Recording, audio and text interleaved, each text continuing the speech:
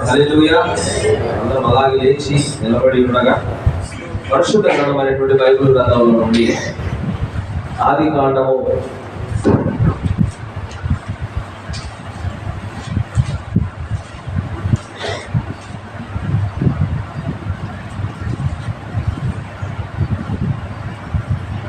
4వ అధ్యాయము 3 నుంచి 7 వచనాలలో మనం చదువుకున్నాం. కొంతకాలమైన తర్వాత కయ్యను పొలం పంటలో కొంత యెహోవాకు అర్పణగా తెచ్చింది. హేబేలు కూడా తన మందలో తొలుచూలున పుట్టిన వాటిలో ప్రొబిన వాటిని కొని తెచ్చింది.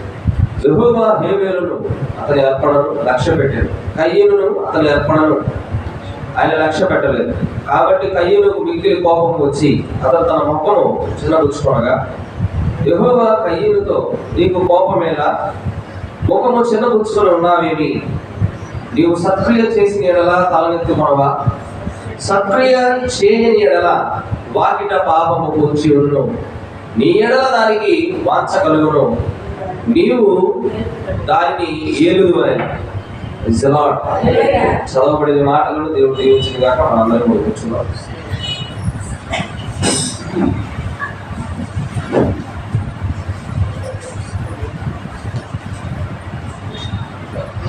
ప్రభువైన యేసుక్రీస్తు నామానికి మహిమ కలుగును గాక.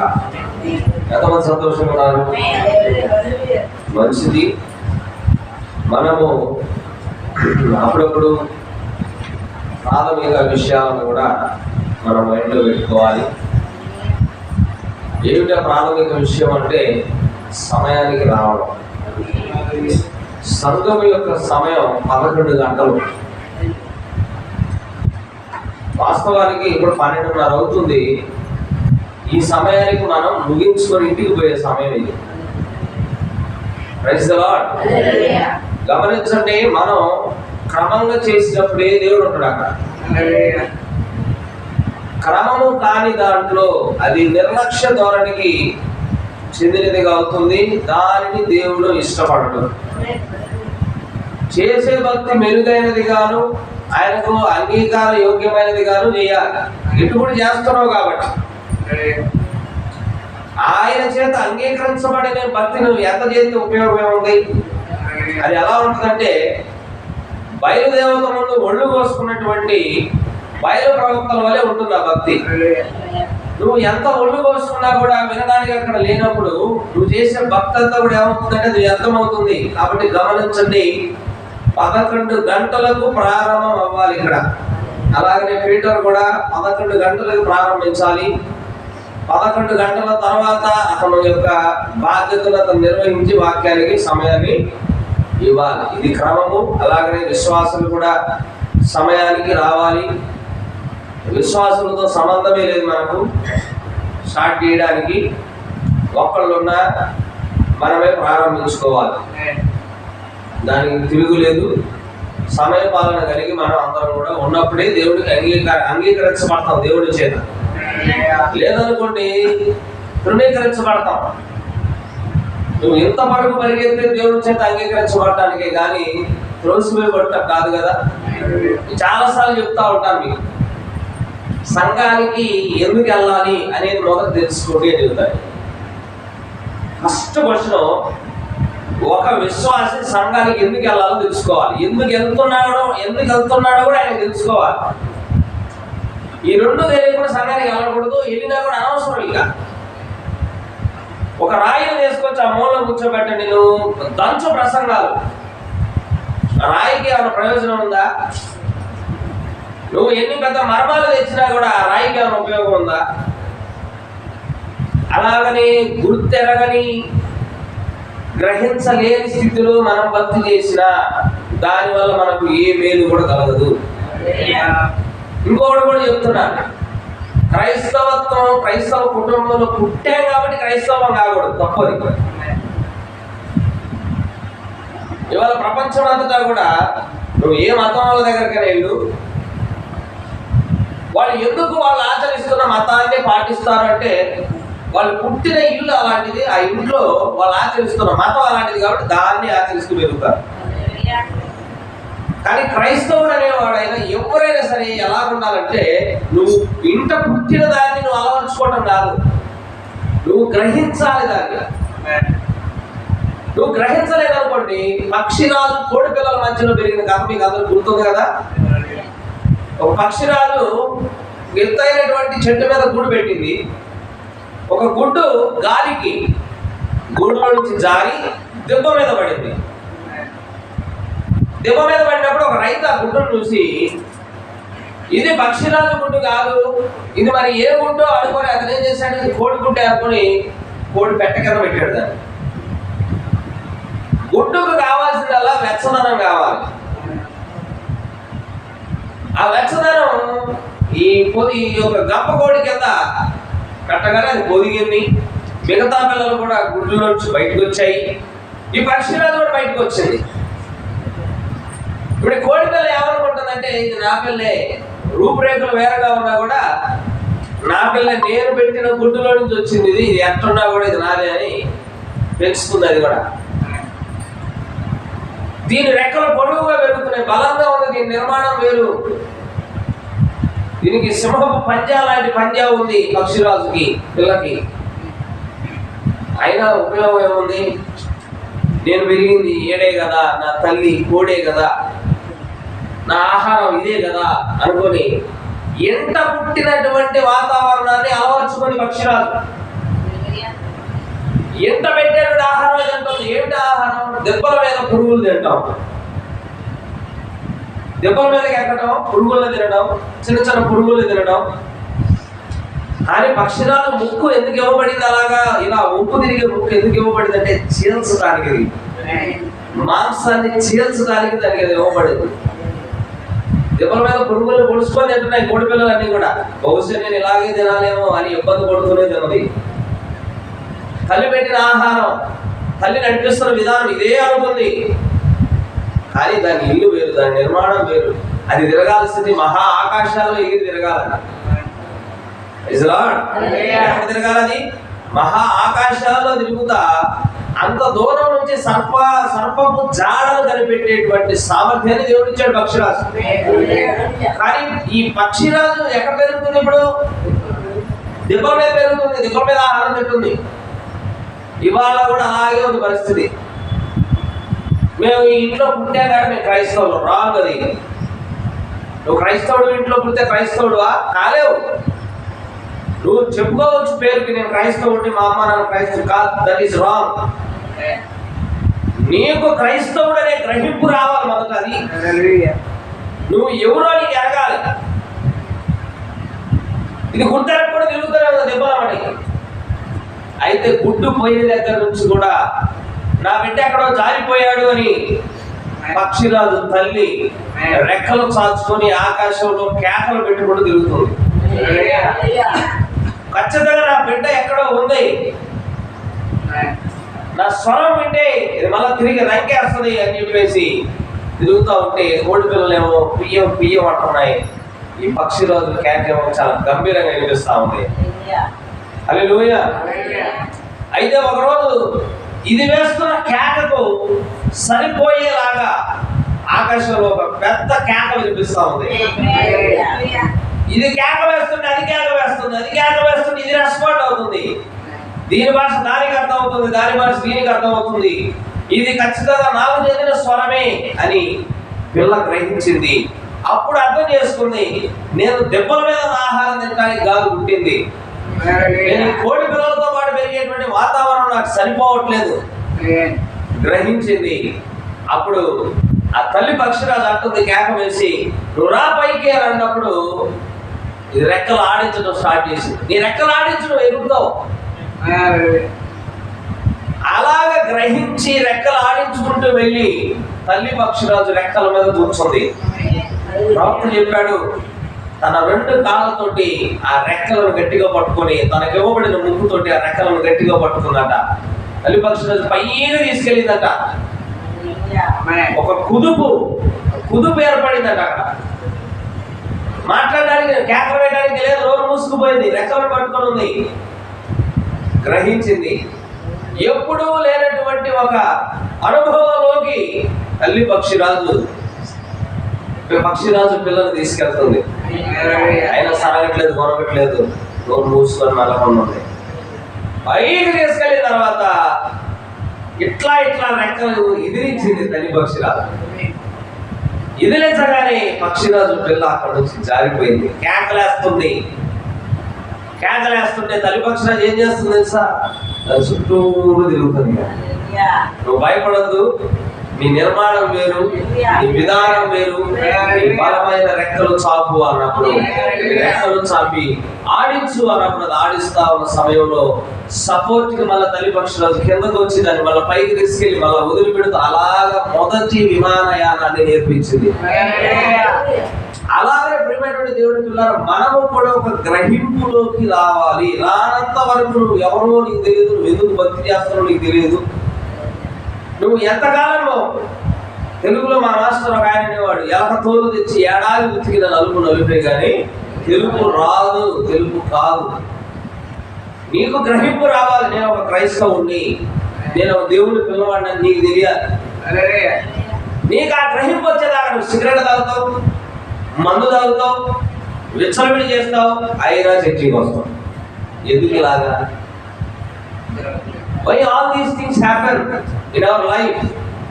ఎందుకు అంటే నువ్వు గ్రహించలేదు నాయన, నువ్వు ఎవరో నీకు తెలీదు. హల్లెలూయా. నువ్వు పుట్టిన నిర్మాణం వేరు, దేవుడు నిన్ను నిర్మించుకున్న నిర్మాణం వేరు. దేవుడు నిన్ను ఒక ప్రత్యేకమైన వాడిగా నిర్మించుకున్నాడు. నేను ఒక పావులాగా ఎందుకు చేయలేదు ఆయన? నేను ఒక కోతిలాగా ఎందుకు నిర్మించుకోలేదు ఆయన? నేను ఒక పక్షిలాగా ఎందుకు నిర్మించుకోలేదు? వాటి అన్నిటికంటే ఉన్నతుడిగా ఆయన పోలిక చొప్పున ఆయన స్వరూపంలో ఎందుకు నిర్మించాడు ఆయన? You or something different. నువ్వు చాలా ప్రాముఖ్యమైన వాడివి దేవుడి దృష్టికి. కనుకనే మనము సమయాన్ని పాటించాలి, క్రమముగా రావాలి. వచ్చేటప్పుడు నేను చెప్తున్నా, సంఘానికి ఎందుకు వెళ్తున్నామో కూడా తెలుసుకోవాలి. మనం విహార యాత్రలకు వెళ్ళట్లేదు. మనం ప్రయాణం చేసేది హైదరాబాదు, సికింద్రాబాదు, వైజాగ్ కాదు.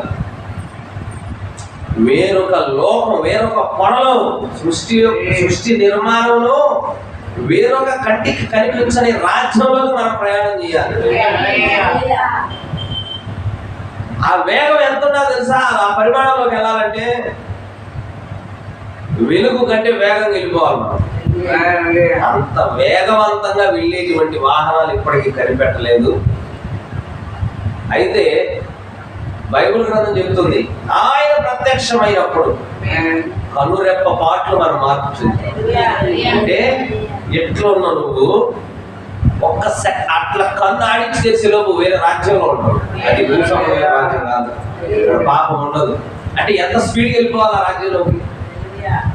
ఎంత స్పీడ్గా వెళ్ళాలి నువ్వు? అంటే ఎలాంటి దేహం ఉండాలి నీకు? ఒక ఆయన చెప్పాడు, పాస్టర్ గారు మాట్లాడుతూ అసలు ఆ రాజ్యంలో అంట నువ్వు 1,00,000 కిలోమీటర్లు అనుకోండి, అక్కడ పోవాలంటే అక్కడ నుంచుంటావు అంతేనండి.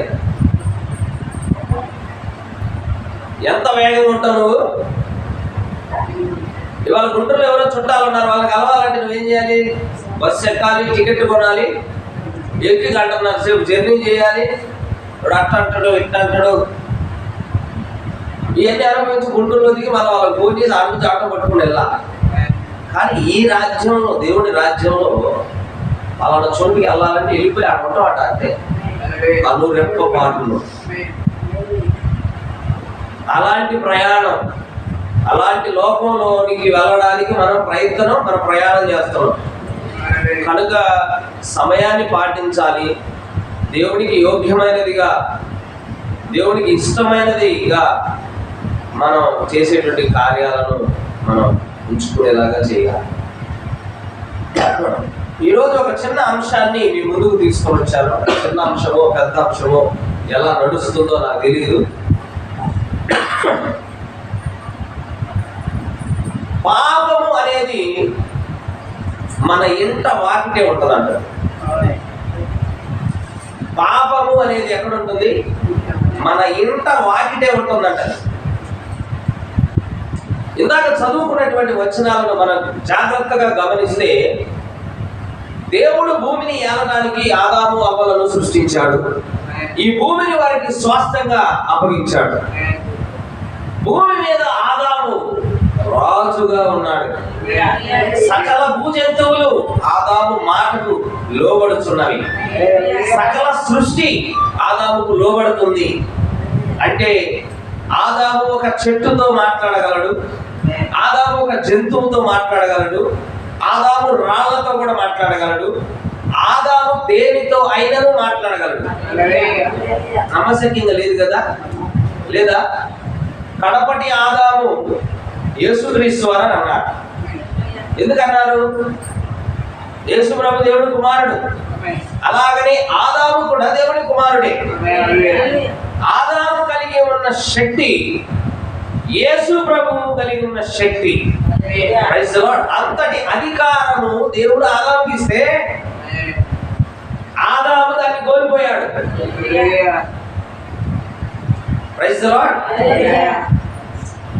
అంత శక్తి కలిగి ఉన్నటువంటి ఆదాము పాపంలో పడిపోయిన తర్వాత ఆయనకి 2 కుమారులు కలిగారు. ఒక అతని పేరు కయ్యను పెద్దవాడు, ఒక అతని పేరు హేబేలు చిన్నవాడు. వీళ్ళిద్దరి పనులు కనుక చూస్తే, వృత్తిపరంగా చూసుకుంటే, కయ్యనేమో పొలాన్ని సేద్యపరిచేవాడు, హేబేలేమో గొర్రెల కాపరి. తెలుసు కదా మీ అందరికి ఇది. ఈ కథ మనం ఎన్నిసార్లు వినుంటామో. కొంతమంది అయితే కొన్ని మాటలు కలుపుకొని 50 యాపిల్ పండు తిందని కూడా చెబుతారు. ఆ యాపిల్ అని రాస్తుందా? వీళ్ళే పేర్లు పెట్టుకుంటారు. ఆరెంజ్ తింది, యాపిల్ తింది. Praise the Lord. ఒకానొక సమయంలో దేవుడికి తమ అర్పణలను తీసుకొచ్చేటువంటి సమయం వచ్చింది.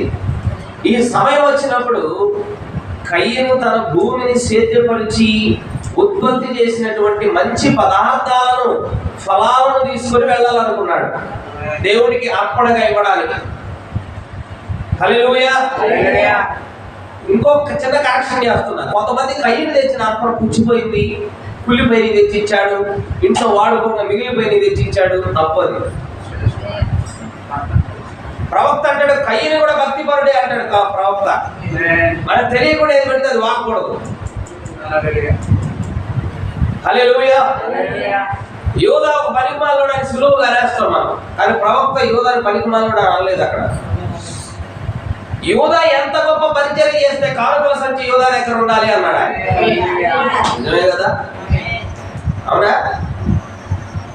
కనుక ఈ కల్పిత బోధనని మనం వినకూడదు, నమ్మకూడదు.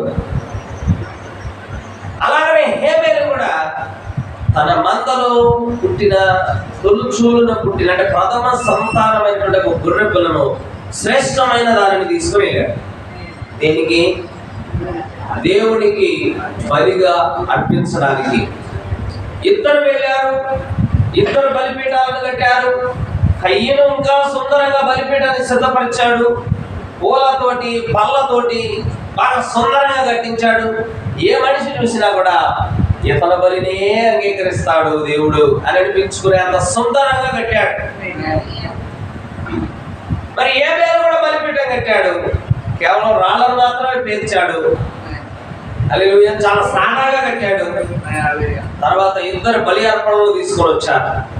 ఏబేలు ఆ ఒక గొర్రె పిల్లకు ద్రాక్ష తీగ కట్టి దాన్ని ఈడ్చుకుంటూ, అది నేను రాను అని వెనక జరుగుతున్నా కూడా ఈడ్చుకుంటూ తెచ్చాడు. బలిపీఠం మీద పెట్టాడు. ఒక మొదలైన రాయి తీసుకొని దాని మెడ దగ్గర ఉండేటువంటి నరాలను చూసి అలా వదిలిపెట్టాడు. అది కొట్టుకుంటా ఉంది, అటు ఇటు తరకలాడుతూ ఉంది, కాళ్ళు ఆడిస్తూ ఉంది, అది అరుస్తూ ఉంది. రక్తం చిన్ని కొడుతుంది. బలిపీఠం నిండా రక్తమే. అక్కడికి వెళ్ళి చూసిన వాళ్ళందరూ కూడా ఏదింత రక్తసిక్తంగా ఉంది, చూడటానికి భయంకరంగా ఉంది ఆ సన్నివేశం. కానీ కయ్యను బలిపీఠం అయితే చాలా సుందరంగా ఉంది, పూలతో ఉంది, పండ్లతో ఉంది. ఎవరు చూసినా దీన్నే స్వీకరిస్తాడు దేవుడు, దీన్నే స్వీకరిస్తాడు దేవుడు. ఇవాళ శాఖల బోధలన్నీ కూడా అలాగే ఉంటాయి, సుందరంగా ఉంటాయి. వెళ్ళగానే జిగేల లైట్లు ఉంటాయి, కుర్చీలు ఉంటాయి, ఏసీలు ఉంటాయి. పెట్టుకోవద్దని నేను చెప్పట్లేదు, కానీ ఈ సుందరత నువ్వు ఎంత సుందరతగా నువ్వు చేసినా, ఎంత సుందరంగా నువ్వు నిర్మించినా అది మనుషుల ద్వారా కదా అంగీకరించబడాల్సింది. నీ బలిని అంగీకరించాల్సింది దేవుడు. కట్టాడు, కట్టగానే దేవుడు వచ్చాడు. ఇద్దరి బలి అర్పణల దగ్గర దేవుడు వచ్చాడు. దేవుడు హేబేలు బలి అర్పణను స్వీకరించాడు, కయీను బలి అర్పణను దేవుడు స్వీకరించకపోయేసరికి కయీనికి బాధ అయింది. నా తమ్ముడు బలి దేవుడు స్వీకరించాడు కానీ నా బలి స్వీకరించలేదు అని పక్కకి వెళ్ళి ఏం చేశాడంటే బాధపడతా ఉన్నాడు, ఆలోచిస్తా ఉన్నాడు. దేవుడు ఏంటి ఇలా చేశాడు, వాడే పెద్ద భక్తిపరుడా, ఇక వస్తే ఇలా.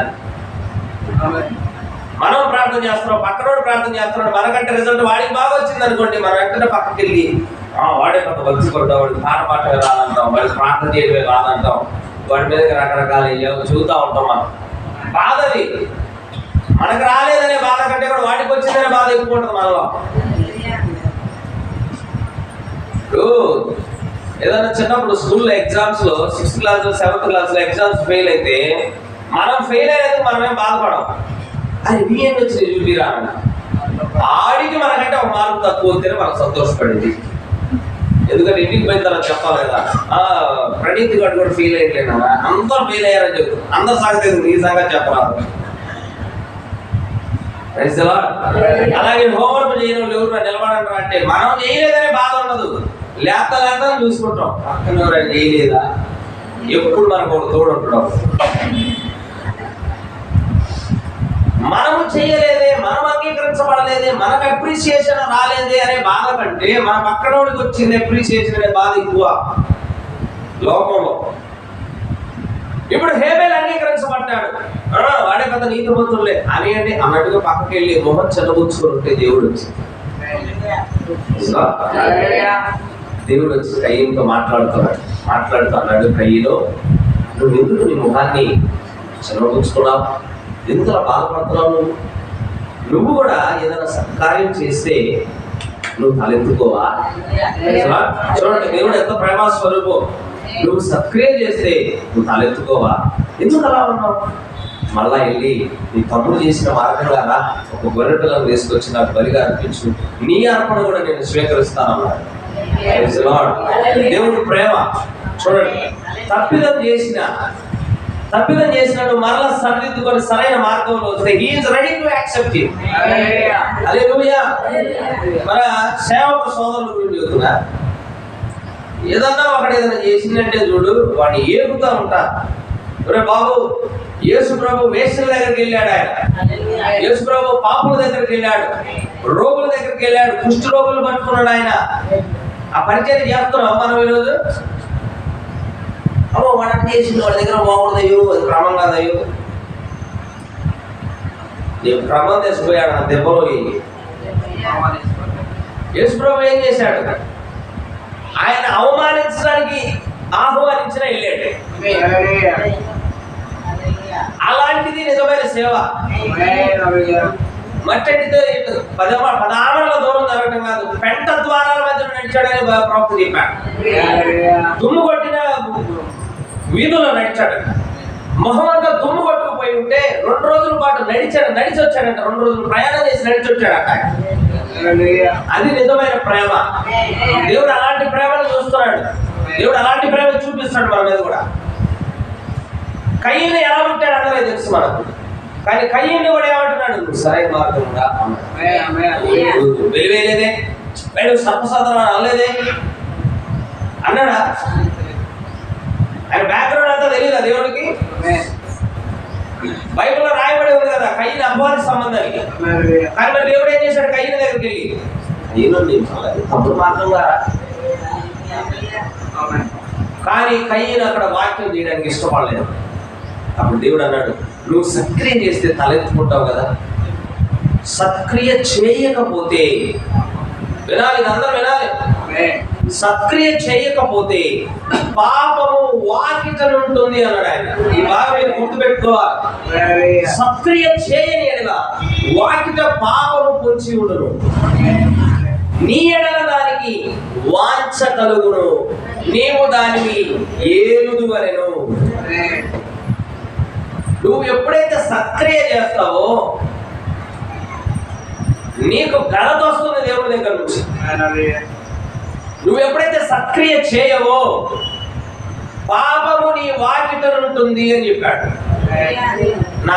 నా ప్రశ్న ఏంటంటే, ఇప్పుడు ప్రియమైనటువంటి దేవుడి పిల్లలారా, సత్క్రియ అంటే ఏంటో మరి? సత్క్రియ అంటే ఏంటి? దీనికి మనం శోధించబడటానికి చాలా లింక్ ఉంది. ఇది తెలుసుకోవాలి మనం ఈరోజు.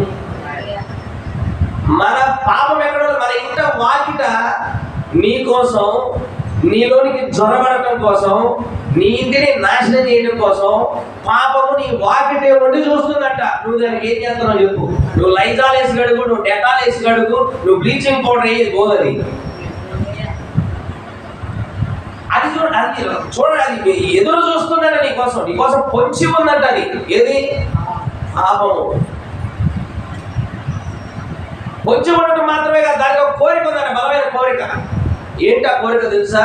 నిన్ను ఏలాలంటది, నిన్ను పరిపాలన చేయాలంటది. అంటే నీలోనికి రావాలని కోరిక ఉంది దానికి. అలాగే నీ మీద ఏలుబడి చేయాలని, నీ మీద ఒక రాజుగా పాపం ఉండాలని కోరుకుంటుందట. ఎవరు కోరుకునేది? ఎవరు? పాపము కోరుకుంటుంది. ఎలాగా? నీ ఇంట బయట ఉన్నది, నీకోసం ఎదురు చూస్తున్నది. ఎప్పుడు?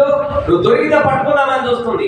దొరికితే పట్టుకోవడం మాత్రమే కాదు, నీ లోనికి వచ్చి నీ లోపల అది కృష్ణ వేసుకొని కూర్చొని నిన్ను ఏలాలని చూస్తుంది. అది ఇవాళ ఉందా? మన ఇంట వాకిట పాపం ఉందా? లేదా?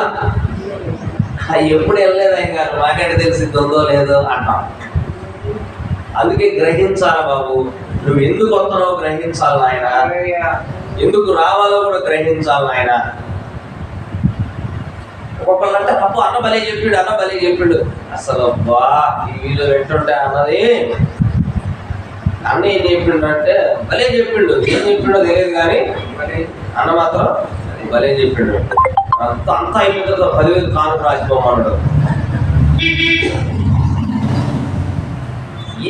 ఈ కానుకలు, ఈ ఇళ్ల ముచ్చట్లు, రోగి స్వస్థపడ్డాడు, ఈ ముచ్చట్లు చెప్పుకోవాల్సింది కాను.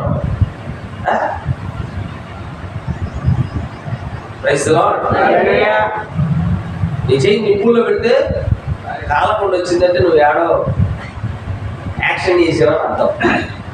నువ్వు నిప్పుల్లో చేయి పెట్టి బయటికి తీసి ఖాళీ అల్లాడుతున్నావు అంటే మాత్రం అది నిజమైందన్నా. అలాగే వాక్యం కూడా, నా మాట అగ్ని పట్టిది అన్నాడు, నా మాట కొండలను బద్దలు చేయి సిద్ధ పట్టిది అన్నాడు, నా మాట 2 అచ్చులు గల వాడి అయిన ఎటువంటి ఖడ్గము కంటేను. అంటే నువ్వు ప్రపంచంలో ఎలాంటి పొదులైన కత్తి తెస్తావు, దానికంటే పొదులైన వాక్యం. అది లోపలికి దూరుచు నీ ఎముక వచ్చిందని, అయ్యో ఎముక కఠినమైంది, దీన్ని దూరట్లేదు. కొన్ని కత్తులు ఎముక నరకలేవు, కానీ ఈ ఖడ్గం ఎముక లోపల నువ్వు కొట్టుకోలేటమే మూలగా కూడా పోతాడు. ఇక దానికి పొరుగమ్మా ఏం లేదు. అంత శక్తి గల వాక్యం ముందుకు మనం వెళ్ళినప్పుడు కోతలు జరుగుతాయి.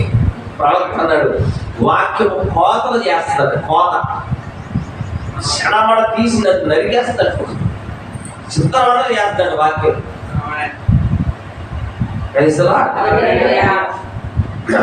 మరి అలాంటి వాక్యాలు స్వీకరించే వాళ్ళు ఎవరున్నారు ఈరోజు? ఇవాళ మ్యూజిక్ కన్సర్ట్స్ అంట బయట. ఒకప్పుడు ఎవరో పాప్ సింగర్ వచ్చేసి ఆయన ఇక్కడ వచ్చిన గొంతుతో ఆయన పాడేవాళ్ళు, అందరూ కింద కళ్ళు తిరిగి కింద పడేవాళ్ళు. ఆయన పాడుతుంటే కళ్ళు తిరిగి కింద పడేవాళ్ళు ఉన్నారు, ఏడు కేకలు వేసేవాళ్ళు ఉన్నారు. ఇవాళ అదే క్రైస్తవత్వంలో కూడా వచ్చింది.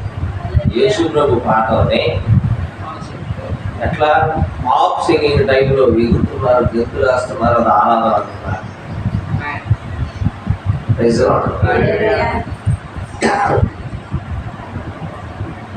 పాపము మన వాకిట పొంచి ఉన్నది, ఎదురు చూస్తున్నది, నేను పట్టుకోవాలి, నీలోకి రావాలి, నిన్ను నీ మీద ఏలుబడి చెయ్యాలని.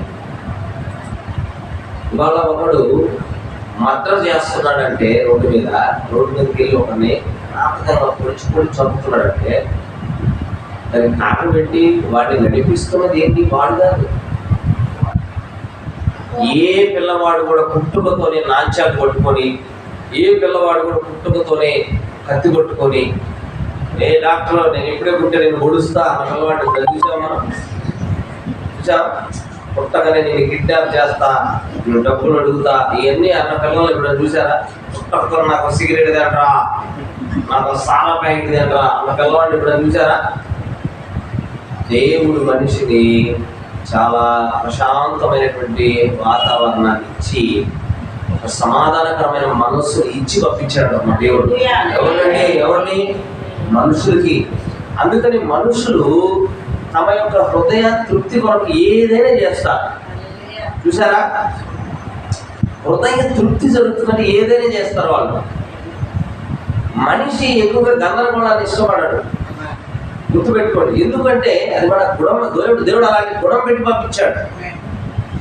కానీ వాళ్ళ మనిషి దానికి భిన్నంగా పనిచేస్తున్నాడంటే దేవుడు పెట్టిన దాన్ని ఏదో అక్కడ ఖరాబు చేసింది. దేవుడు చేసిన విధానంలో అక్కడ ఒక గందరగోళాన్ని ఏదో కలుగ చేసింది. అది ఏదో కాదు, పాపమే.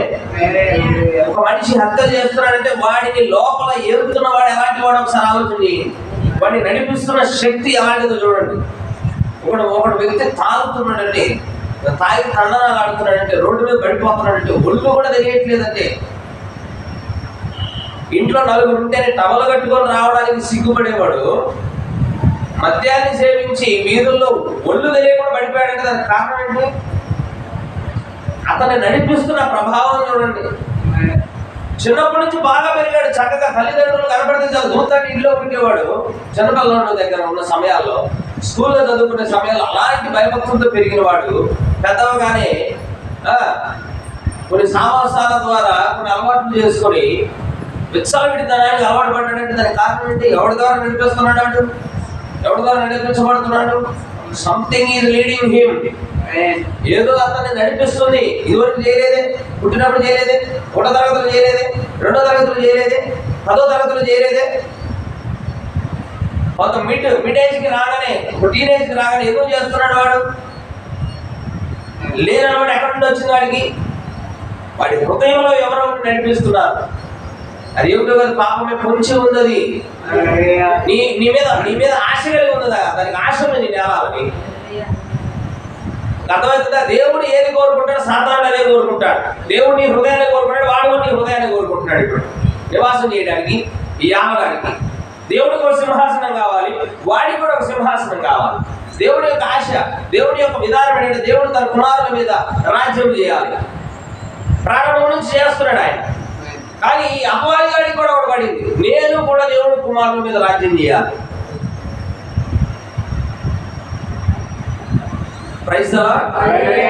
అందునిమిత్తమే చెప్తున్నాడు, సత్క్రియ చేస్తే నువ్వు తలెత్తుకుంటావు.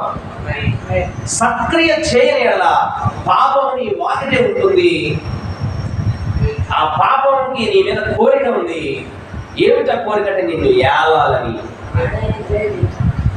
మన ప్రతి ఒక్కరి హృదయాల్లో వివరండి, మన హృదయాలలో పాపము నివాసము చేసి దాని కోరికలను నెరవేర్చుకోవాలని చూస్తుంది.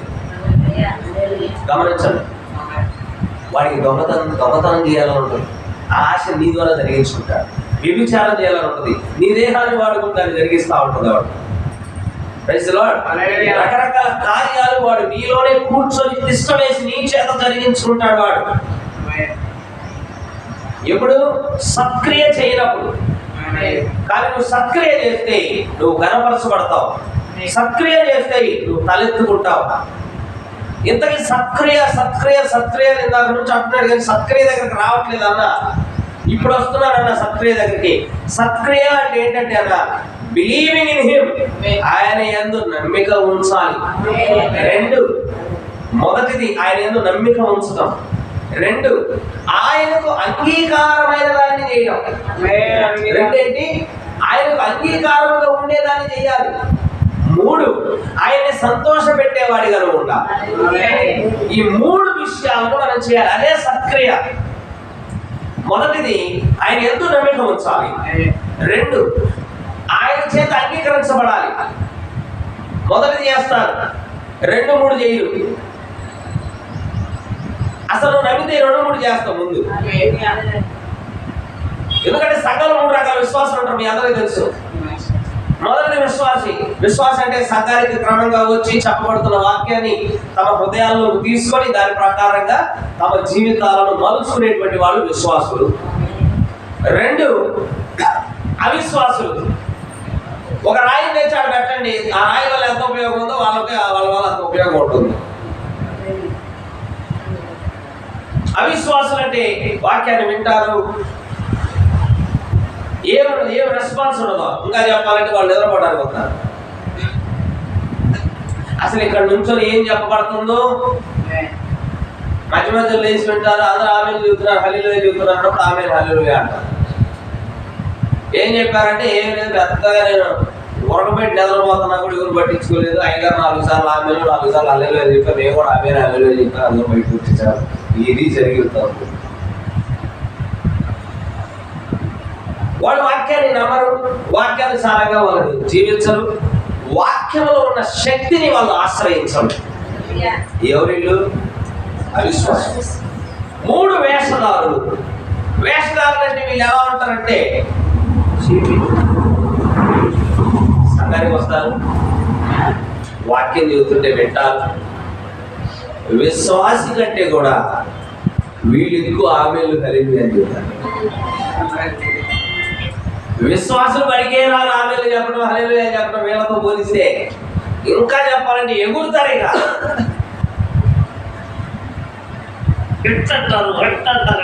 అంటారు ఆమేన్ అంటారు, హల్లెలూయా అంటారు, ఎగురుతారు, గంతులేస్తారు. ఒక్క మాటలో చెప్పాలంటే ప్రసంగికుడు కూడా అదురుపోయేటట్టు చెబుతారు ఆమెలు హల్లెలూయా. మళ్ళా ఒక్కసారి చర్చిలో వచ్చి బయటికి పోవాలి. ఏర్పాటు చేశారు సిట్టింగ్. హల్లెలూయా అడగలుగుతాం. ఆడవాళ్ళు అయితేనేమో సంఘానికి వచ్చేటప్పుడు చెవులకి ఏమి పెట్టుకోవాలి, పెట్టుకొని వచ్చినా పర్వాలేదు, ఒకనొక సమయం వచ్చినప్పుడు తీరుతారు, అది వేరే విషయం. కానీ కొంతమంది పెట్టుకోకుండా వస్తారు, ఇంటికి వెళ్ళగానే మళ్ళా తగిలించుకుంటారు. ఇది ఏమిటంటే వేషధారణ అంటారు. దేవుడు ముందు నువ్వు ఎలా ఉన్నావు అలా కనపరుచుకో, పర్వాలేదండి. ఏదో ఒక సమయంలో దేవుడు కార్యం చేస్తాడు. మీరు అప్పుడు ₹1,00,000 హారం తెచ్చించినా నాకు అవసరం లేదట. Praise the Lord. దేవుడు నీ హృదయాన్ని తాకినప్పుడు, ఆ మాట తాకినప్పుడు నాకు అవసరం లేదు సార్, నేను వేసుకోవట్లేదు, మానేసా. Praise the Lord. కానీ ఈ వేషధారులు ఎలా ఉంటారంటే పెట్టుకోకుండా రాదు, పెట్టుకోకుండా వస్తారు. Praise the Lord sister, praise the Lord. ఇంకా నీతులు చెబుతారు, మీకు తీరేదా, సమర్పించుకోలేదా ఇంకా మీరు? అయ్యో తీసేయమ్మా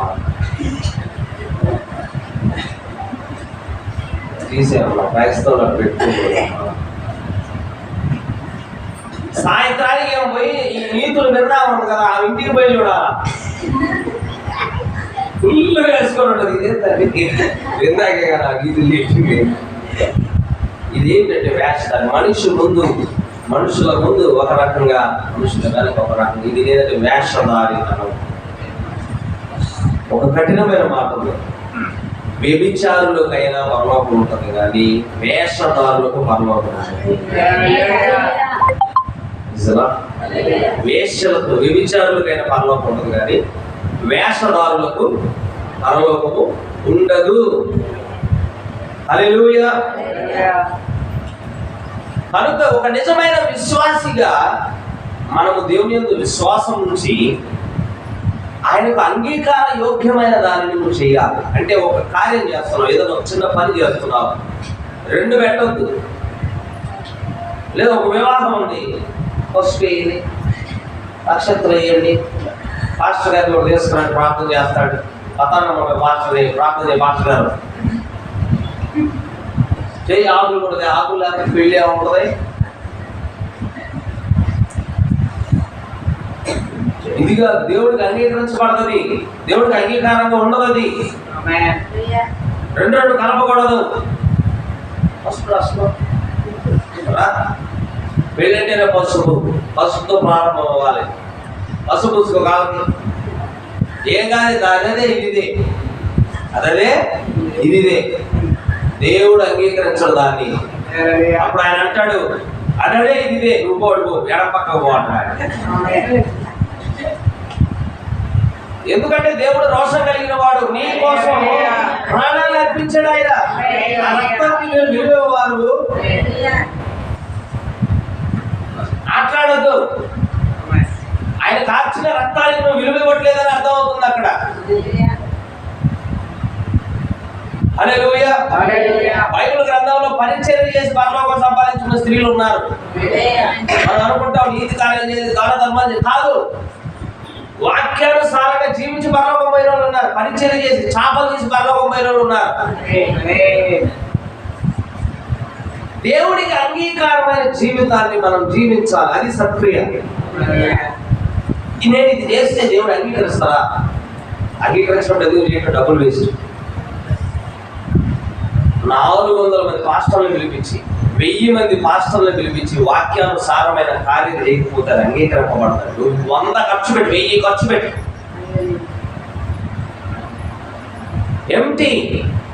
ఎంటీ బ్లెస్సింగ్స్ అక్కడ అంతే. ఖాళీ దీవెనలు ఏమీ రావు. సత్కార్యం అంటే ఆయన ఏదో నమ్మిక ఉంచాలి. ఆయన చేత అంగీకారమైనటువంటి విధానాన్ని నువ్వు చేయాలి. 3, ఆయన్ని సంతోషపెట్టే పని చేయాలి. 3 ఏంటి? ఆయన్ని సంతోషపెట్టే పని. ఏమి చేస్తే నా దేవుడు సంతోషంగా ఉంటాడు, ఏమి చేస్తే నా దేవుడు సంతోషంగా ఉంటాడు. ఈ 3 విషయాలు నువ్వు కనుక చెయ్యగలిగితే మన జీవితాల్లో మన మీద పాపము ఏలుబడి చెయ్యదు. ఆయన అన్నాడు, మళ్ళా నీవు పాపము ఏలుబడి చేస్తావు అన్నాడు కయ్యూతోటి. వచ్చి ఆ వచనం చదివితే కన్ఫ్యూజింగ్ ఉంటుంది మీకు, చదివి చూడండి కావాలంటే. Praise the Lord. నీ ఎడల దానికి వాంఛగలుగును, నీవు దానిని ఏలుదు అని ఉంది. Praise the Lord. అది మనల్ని ఏలాలి కదా, అది మనల్ని ఆక్రమిస్తే అది కదా మనల్ని ఏలాల్సింది. కానీ ఇక్కడ ఆయన ఏం చెప్తున్నాడంటే దాని అర్థం ఏంటంటే నీకు ఆ కెపాసిటీ ఉంది, నువ్వు దాన్ని ఏలవచ్చు అన్నాడు ఆయన. నువ్వు సత్క్రియ చేస్తే పాపానికి నీ మీద ఏలుబడి చేసే రైట్ దేవుడు ఇవ్వలేదు. Praise the Lord. హల్లెలూయా. నువ్వు ఆయన వాక్యానికి భిన్నంగా చేసావనుకో పాపం రెడీగా ఉంది, వెయిట్ చేయి.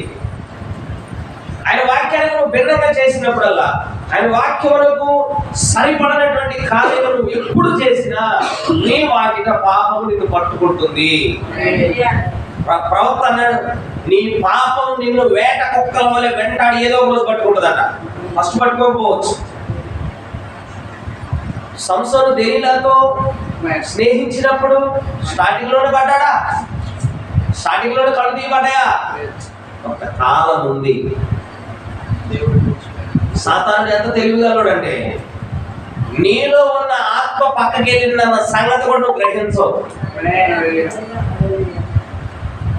సంసోను కంటే గొప్పవాడు అంటే రండి మరి వాక్యంలో కానీ ఇందులో న్యాయాధిపతిగా ఉన్నాడు ఆయన.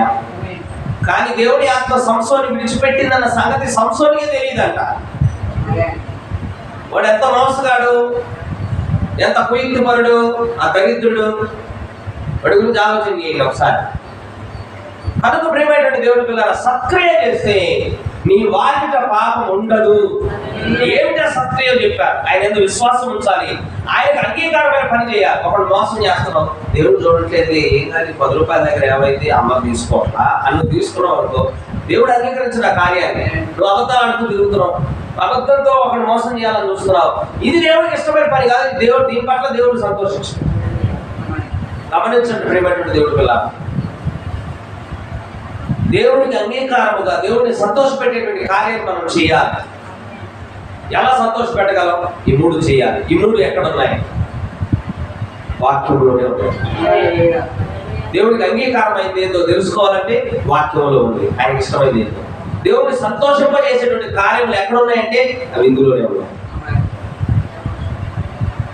నేను భక్తి చేస్తున్నాను, నా ఆరాధన ఇంతే ప్రభువా, నేను చేసేది ఇంతే ప్రభువా అంటే స్వీకరించబడము. క్లియర్గా చెప్తున్నాను నేను. కయ్యను కూడా అదే చేశాడు. నేను ఏదో ఒకటి తీసుకొని వస్తా, 4 డజన్లు అరటికాయలు, 4 డజన్లు యాపిల్ తీసుకొచ్చి అక్కడ పెడతాను, తీసుకో ప్రభువా అని అంటే దట్ ఈస్ రాంగ్. ఆయన పెట్టిన ఒక మార్గం ఉంది, ఆయన ఆరాధించడానికి ఒక మార్గం పెట్టాడు. That is through Christ. దేవుడు ఏర్పాటు చేసినటువంటి ఒకే ఒక ఆరాధన మార్గం ఏమిటంటే క్రీస్తే. క్రీస్తులో గుండా రావాలి. క్రీస్తు ఏమి చెబుతున్నాడో సంఘానికి దాని ప్రకారంగా మనము చెయ్యాలి. అలా చేయనప్పుడు ఏమవుతుంది? పాపం కొంచెం ఉంది నిన్ను పట్టుకోవడానికి. వాక్యానికి విరుద్ధంగా నువ్వు చేసినప్పుడల్లా, వాక్యము చేయొద్దు అన్న పని నువ్వు చేసినప్పుడల్లా నిన్ను పట్టుకోవడానికి పాపము ఎదురు చూస్తా ఉంది. అది ఒకసారి నిన్ను పట్టుకుందంటే అది నిన్ను ఏలుబడి చేస్తుంది. జాగ్రత్తగా ఉండాలి. యోహాను సువార్త 8వ అధ్యాయంలో ఒకసారి యేసు ప్రభువు వారు కొంతమంది అక్కడ ఉన్నటువంటి ఆ యూదుల దగ్గరకు వచ్చి ఆయన అన్నాడు. ఏమన్నాడంటే 22వ వచనం ఏమన్నాడంటే సత్యము మిమ్మల్ని స్వతంత్రులుగా చేస్తుంది అన్నాడు. అంటే వాళ్ళు అన్నారు వచ్చి, మేము ఇప్పుడు స్వతంత్రులమేగా, మా తండ్రి అబ్రహాము, మేము అబ్రహాం పిల్లలు, మేము ఎవరికి దాసులం కాదే అన్నారు. నిజమే, వాళ్ళు చెప్పి మాకు కరెక్టే. వాళ్ళు అబ్రహాము సంతానం, వాళ్ళు ఎవరికి కూడా దాసులుగా లేరు. 100% కరెక్ట్, అది నిజమే. అది అప్పుడు ఆయన అన్నాడు, బాబులారా, పాపము చేయు ప్రతి వాడు పాపమునకు దాసుడు అన్నాడు. మీరు అబ్రహాము సంతానమే బాబు, అస్తమే నాయన, కానీ అబ్రహాము మీ వలె చేయలేదు అన్నాడు ఆయన. అబ్రహాము మీ వలె చెయ్యలేదు. మరి అబ్రహాం ఏం చేశాడు? 80-90 సంవత్సరాల వయసులో నేను వాళ్ళ గృహానికి వెళ్తే ఆయన కళ్ళుగడు కూడా నీళ్ళు ఇచ్చి నాకు సాష్టాంగపడి నన్ను అంగీకరించి నన్ను చేర్చుకొని పరిగెత్తుకుంటూ ఒక సంతకు పోయి ఆయన చేతులతో ఒక దూడను తెచ్చి దాన్ని వధించి దాన్ని సిద్ధపరిచి వాళ్ళ భార్య వృద్ధురాల చేత 3 మాణికల మెత్తటి పిండి పిసికి రొట్టెలు చేయించి నాకు పెట్టాడు. చేర్చుకున్నాడు, నన్ను గౌరవించాడు. మీరు అది చేయలేదు. పాపము చేసే ప్రతి వాడు కూడా పాపమునకు దాసుడు. దాసుడు అంటే ఇంగ్లీష్లో సర్వెంట్. మరి ఎవరికి దాసుడుగా ఉన్నాడు వీడు? పాపానికి. మరి బాస్ ఎవరు ఇక్కడ? బాస్ చెప్పింది కదా సర్వెంట్ చేసేది. సర్వెంట్ చెప్పింది బాస్ చేస్తాడా?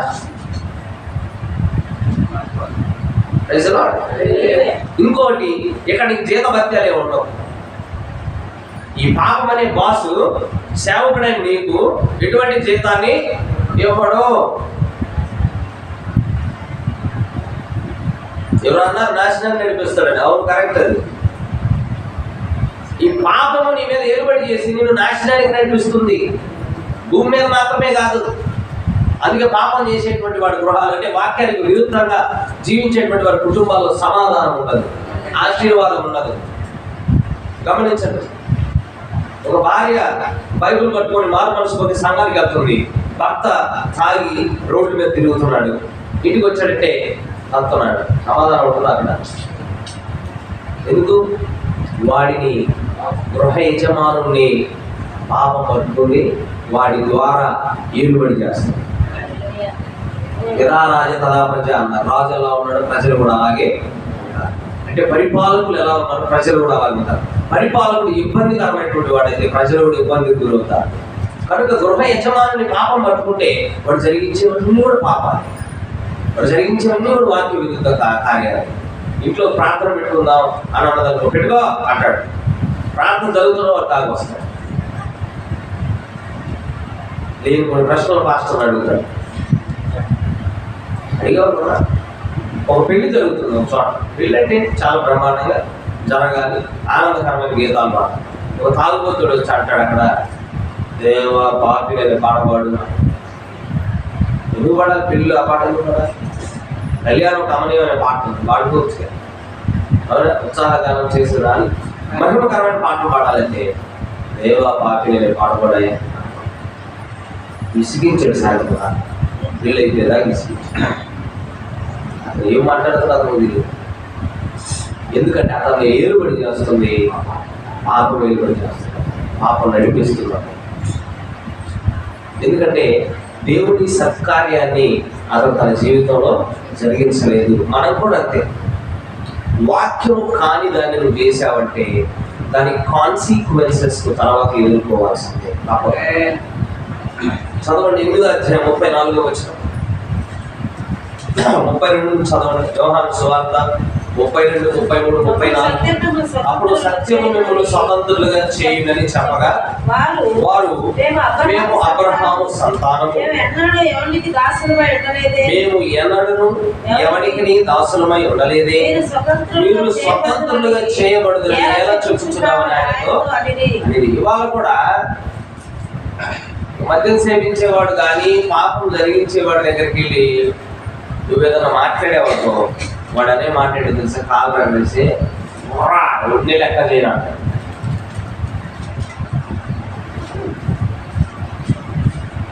ఇస్తా 4 అంటాడు. వాడిని చూసి మనం ఏమర్థం చేసుకోవాలంటే వాడు ఒక బానిస అని అర్థం చేసుకోవాలి. స్పృహలో ఉన్నోడు ఎప్పుడు అట్లా మాట్లాడు, స్పృహలో ఉన్నోడు ఎప్పుడు ఇతరులను ఇబ్బంది పెట్టడు, ఇబ్బందికరంగా ఉండడు. ఒకవేళ ఇబ్బందికరంగా ఉన్నాడు అంటే దాని అర్థం ఏంటి? ఆయన లోపల నుండి ఒకటి నడిపిస్తున్నాడు, వాడికి వీడు దాసుడిగా ఉన్నాడు. ఎవడే లెక్కలేదు, నువ్వు లెక్కనేమన్నాడు? నీ ఇంట్లో అన్నం తిని నీ ఇంట్లో నీళ్లు తాగావు సరిపోతుంది, నేను అన్నం లెక్క చేయాలా?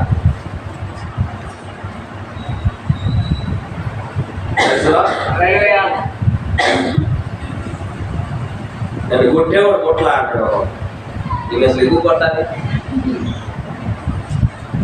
అసలు ఎందుకు కొట్టాలి? ఎవరైనా ఎందుకు కొట్టాలి? ఎవరైనా నేను కొట్టాలని ఎందుకు అనుకుంటాను?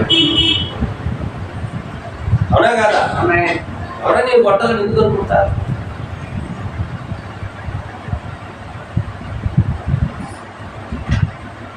ఎవరైతే ఇలా అంటున్నారు వీళ్ళు ముందుకి,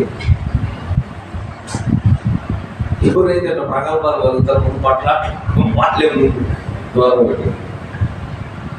వాళ్ళను వెనకాలలో ఒకటి నడిపిస్తున్నాడు. That is sin. పాపములకు వాడు దాసుడిగా ఉన్నాడు. ప్రేమటువంటి దేవుడి పిల్లలు, బైబిల్లో మహా భక్తులు అనబడిన వారి జీవితాల్లోనే ఇలాగ జరిగాయి. మీకు ఎన్నో ఉదాహరణలు చూపించాలని నేను వచ్చాను.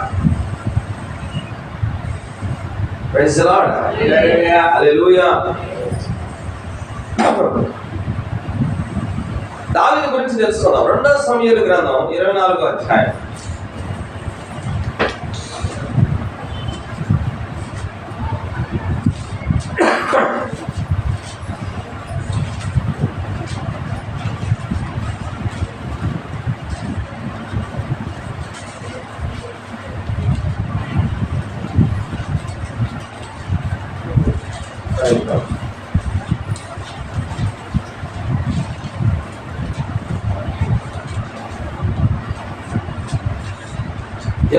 మొదటి దినవృత్తాంతముల గ్రంథము 21వ అధ్యాయం.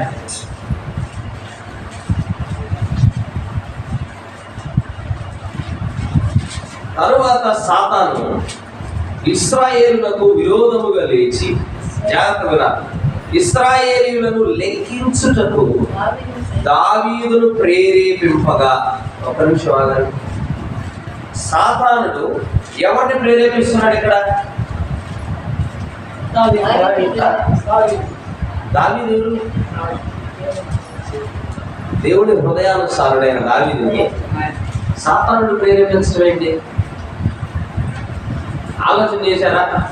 అన్ని కీర్తనలు రాసిన దావీదు చిన్న బాలుడిగా ఉన్న సమయంలో అందరూ అలర్ట్గా ఉన్నారా? ఉంటున్నారా? అర్థమవుతుందా? ఉన్నా బాలుడిగా ఉన్న సమయంలోనే గొలియాతుని ఎదిరించిన దావీదు రాజు సైతం భయపడిపోయి సింహాసనం మీద కూర్చొని ఎవరన్నా ఉంటే రమ్మను వాడు ఓడించేవాడు, సగ రాజ్యాన్ని నా కూతురు ఇస్తాను సౌలు. ఎవ్వరు సాహసించాల, సగం రాజ్యం ఇస్తానని కూడా ఎవరు సాహసించాల. చిన్నపిల్లడు వచ్చాడు, నిలబడ్డాడు. నువ్వు చిన్నపిల్లలు లాగా, నేను చిన్నపిల్లడే కావచ్చు కానయ్యా, నా తండ్రి గొర్రెలు కాస్తుంటే సింహం వచ్చింది, దాన్ని గొర్రె పిల్లలు చీల్చినట్టు చీల్చేశాను, ఎలుగుబట్టి వచ్చింది, ఎలుగుబట్టిని కూడా చంపేశాను.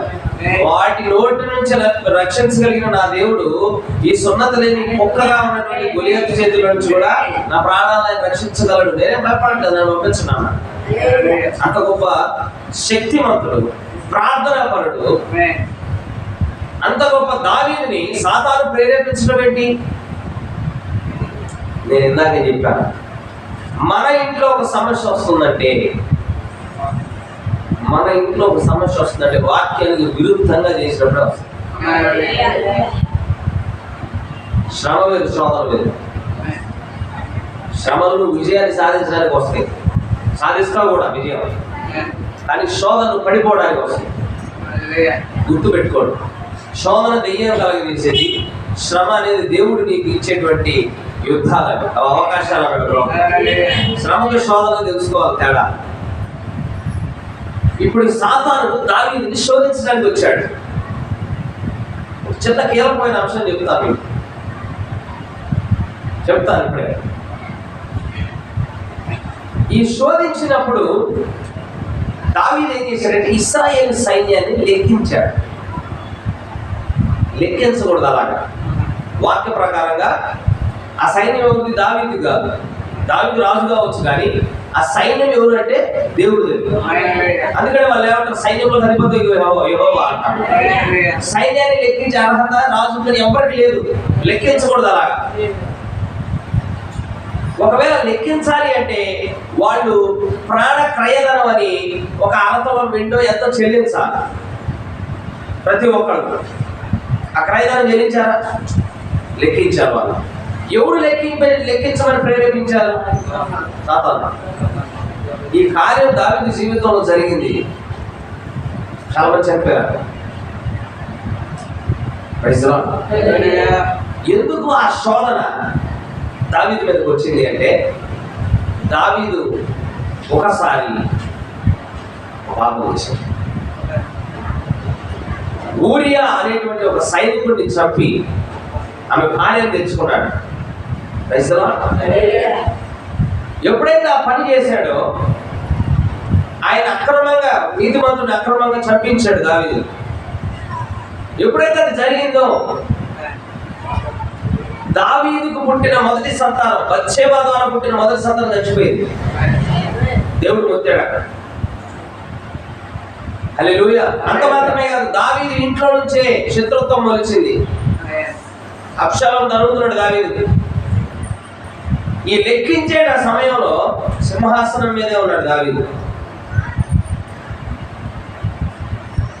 కానీ ఎప్పుడైతే ఈ పాపాలు జరిగించుకుంటూ వచ్చాడు, దేవుడికి విరుద్ధమైన కార్యాలు జరిగించుకుంటూ వచ్చాడు, నిన్నగా చెప్పాను, సత్క్రియ చేయకపోతే ఏంటనే పాపం ఉంటుంది, నేను పట్టుకుంటుంది.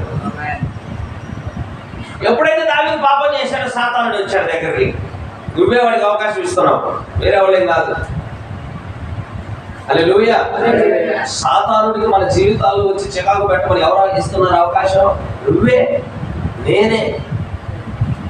దేవుడికి ఇష్టం లేని పని చేయటం వల్ల, వాక్యానికి విరుద్ధమైన పని చేయటం వల్ల సాతానుడు నీ ఇంటికి వస్తున్నాడు, నీ లోనికి వస్తున్నాడు, నిన్ను నడిపిస్తున్నాడు. వాడు పాపము చేయి ప్రతి వాడిని కూడా నడిపించేది ఏంటో తెలుసా? పాపమే. ఇక్కడ కొంచెంసేపు ఆగుదాం. సాతానుడు కార్యము జరిగించేటట్టు చేయట్లా, అది గుర్తుపెట్టుకోవాలి. సాతానుడు ప్రేరేపిస్తాడు అంతే నిన్ను, కానీ నిర్ణయం తీసుకోవాల్సిన ఆ సమయంలో నువ్వేనా? నువ్వు సాతానుడి మీద నెపం పెట్టలేదు. ఎందుకు? చాయిస్ నీకే ఇస్తున్నాడు వాడు. వాడి పని ఏంటంటే మీ ముందు రమ్యమైనది పెడతాడు. వాడు నిర్ణయం తీసుకుంటాడు. వాడు కూడా వాడి మీద పెట్టుకోండి. ఎంత చూడు, ఇప్పుడు సాతానుడు ప్రేరేపించాడు దావీదుని. దావీదు ఏం చేయొచ్చు? ఆలోచన చేయొచ్చు, ఇట్లా లెక్కించకూడదు కదా, నాకేంటి ఇట్లాంటి ప్రేరణ వస్తుంది అని నిలిచి ఉండొచ్చు, ప్రార్థన చేయొచ్చు. కానీ అలా చేయలేకపోయాడు సార్. ఎందుకంటే ఏడవబడుతున్నాడు, సులువుగా చిక్కులు పెట్టేటువంటి పాపంలోకి ఏడవబడుతున్నాడు దావీదు. అలాగే మనము కూడా అంతే. సత్కార్యం చేయనప్పుడు, దేవుడికి విరుద్ధమైనటువంటి కార్యాలను చేసినప్పుడు నీ కళ్యాణం నీ చేతుల్లో ఉండవు, పాపము చేతుల్లోకి వెళ్ళిపోతాయి. నువ్వు అది నడిపించినట్టు నడవడమే. ఏదో ఒక రోజు వస్తాడు వాడు, ఇది చేయరా అంటాడు, నువ్వు అది చేస్తున్నావు పూర్వకంగా. సౌలు కూడా అంత మహత్తరమైనటువంటి రాజు అయి ఉండి, ఇశ్రాయేలు దేశం మీద 40 సంవత్సరాలు పరిపాలన చేసినటువంటి రాజు అయి ఉండి, ప్రియమైనటువంటి దేవుడి పిల్లల, సౌలు ఏం చేశాడు? దేవుడు చెప్పినటువంటి కార్యాలను తృణీకరించుకుంటూ వచ్చాడు.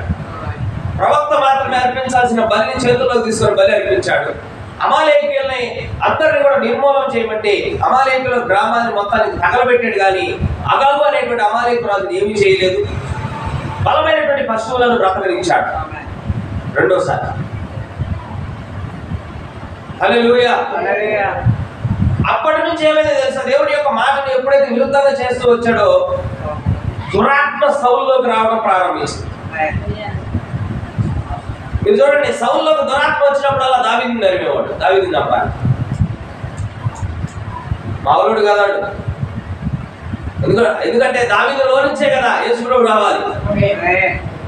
దేవుడి విత్తనాలు బతకూడదు. ఏం చేస్తాడు, సౌలు చేసిన తప్పిదాలను బట్టి సాతానుడు సౌలు వస్తున్నాడు పోతున్నాడు. దావీదు వచ్చి సితార పట్టుకుని వాయించినప్పుడు సాతానుడు విడిచిపెట్టేవాడు సౌలుని, మరలా వచ్చేవాడు. హల్లెలూయా. పరిపూర్ణమైన యాక్సెస్ ఉంది. హల్లెలూయా. ఇదంతా ఎందుకు జరుగుతుంది? మొట్టమొదటి రాజు 40 సంవత్సరాలు పరిపాలన చేసినటువంటి సౌలు రాజులోకి సాతానుడు వచ్చిపోవటం ఏంటి? ఎందుకు వెళ్తున్నాడు? వచ్చి అంత యాక్సెస్ ఎందుకు ఇచ్చారు? దేనివల్ల జరిగింది? సౌలు దేవుడికి విరుద్ధంగా ప్రవర్తించాడు. ఇవాళ మనం కూడా అంతే.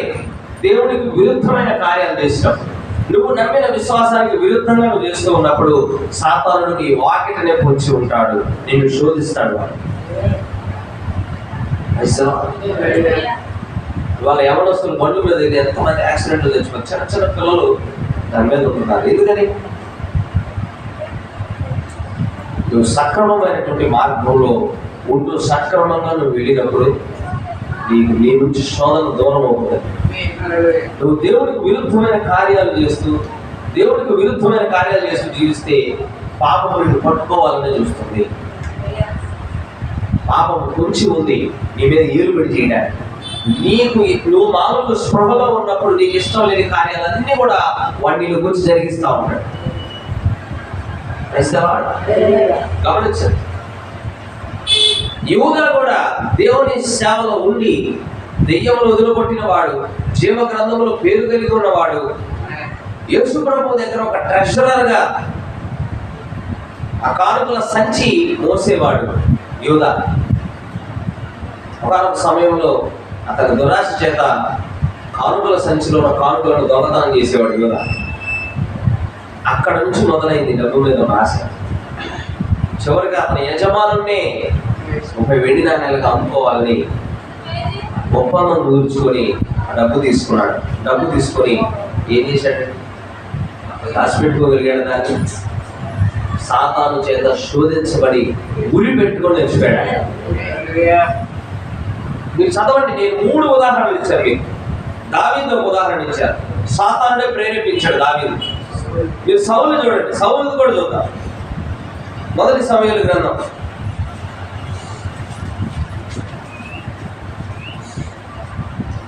16-14.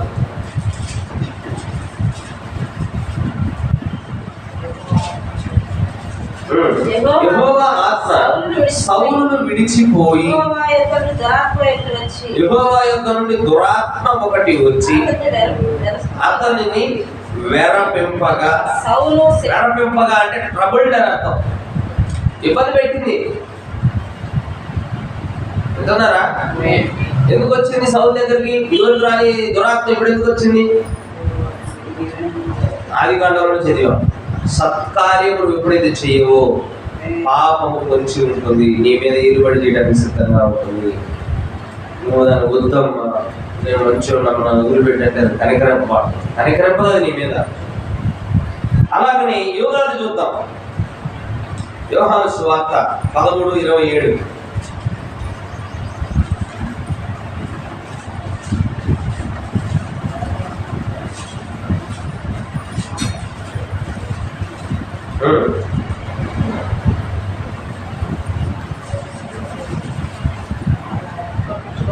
చదవండి.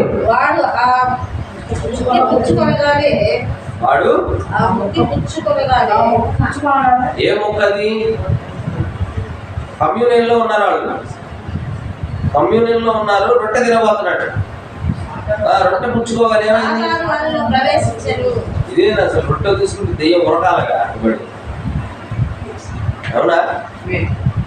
దేవుడి సముఖంలో కూర్చున్నాడు, స్వయంగా యేసు ప్రభు సముఖంలో కూర్చున్నాడు. దెయ్యం వడపద్దు. మరి వచ్చిందంటే దాని అర్థం ఏంటి? వాడికి ఎంట్రీ పాస్ ఒకటి ఉంది ఒకళ్ళలో. గమనిస్తున్నారా?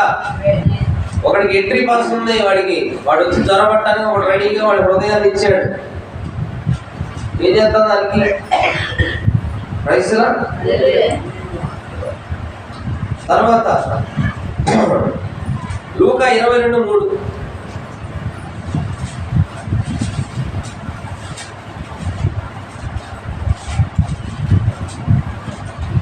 అక్కడ 12 మంది శిష్యుల సంఖ్య ఇస్కరియోతు యూదా అనబడ్డ యూదాలో సాతాను ప్రవేశించింది.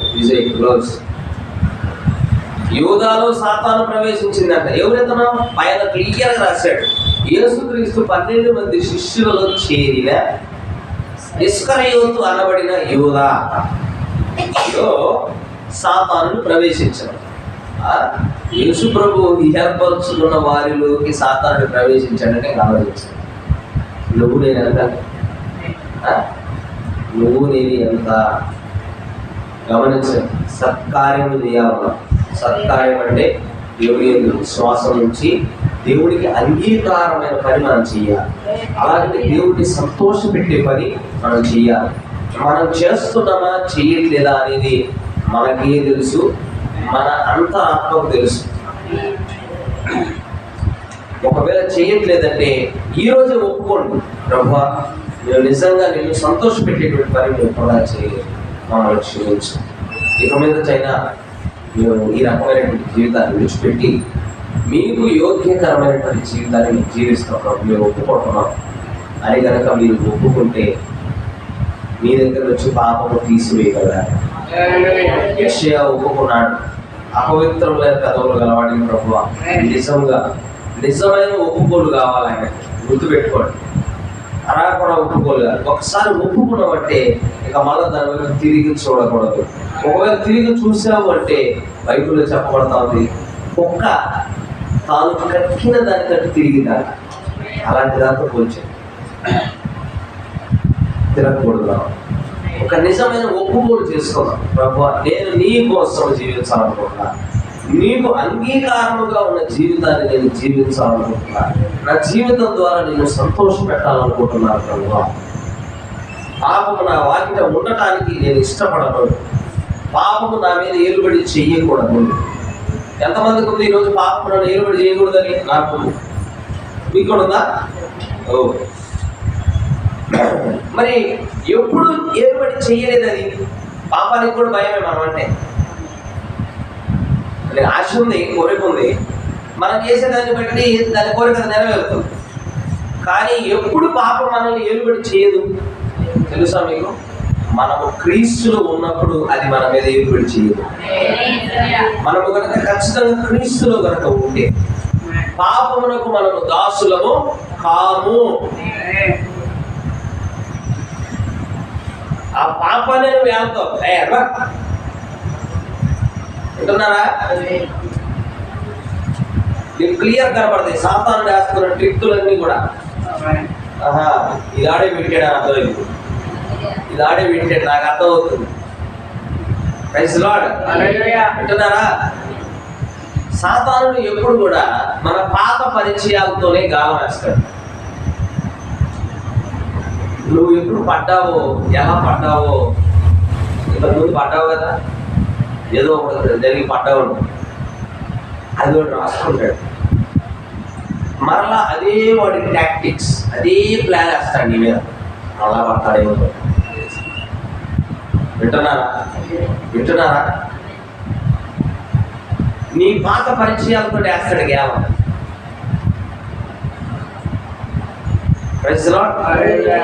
ఒకనొక సమయంలో ఏదో ఒక నెంబర్ నుంచి కూడా వస్తుంది, రాంగ్ నెంబర్, అది నీకు వేస్తుంది ఆవిడే. కానీ సుభాష్ అది ఎవరు? నేను సుభాష్. ఎవరు మర్చిపోయావా? నేను గుర్తులేదా? ఇంటర్మీడియట్లో పలానా గోడ దగ్గర కూర్చున్నాము, గుర్తులేదా నీకు? ఈ మనసులో గుర్తొచ్చింది, అది నేను కొంచెం బిజీగా మళ్ళీ చేస్తాను, ఆలోచిస్తూ ఉంటాడు. చేయాలి సాయంత్రం మళ్ళీ చేస్తాను. సుభాష్, అర్థమైందా? అన్ని పాతవి. ఎక్కడి నుంచి ఒక మిత్రుడు వస్తాడు, ఊడిపడతాడు. అరే కలవ తెలుసా రెస్టారెంట్ కదా అంటే, నేను చర్చికి వెళ్తున్నా అంటావు నువ్వు. వాడంటాడు, నువ్వు చర్చికి వెళ్తే వెళ్ళావులేరా, మాతో పాటు వచ్చి కూర్చోడానికి ఏమైంది అంటాడు. సరేరా అంటాడు. నువ్వు థమ్సప్ తాగు అంటాడు. సరే థమ్సప్ తాగుతాడు. ఫస్ట్ రోజు ఏమవ్వదు, తర్వాత 3వ రోజు 4వ రోజు 5వ రోజు అంత జరిగింది. అరే వైన్ రా అంటాడు. వైనే రా, ఫ్రూట్ రా అన్నాడు. నువ్వు తాగుతావు. రెండోసారి వైన్ కాస్త విస్కీ అయితే విస్కీ, కాస్త రమ్ము అయితే రమ్ము, కాస్త బ్రాండీ.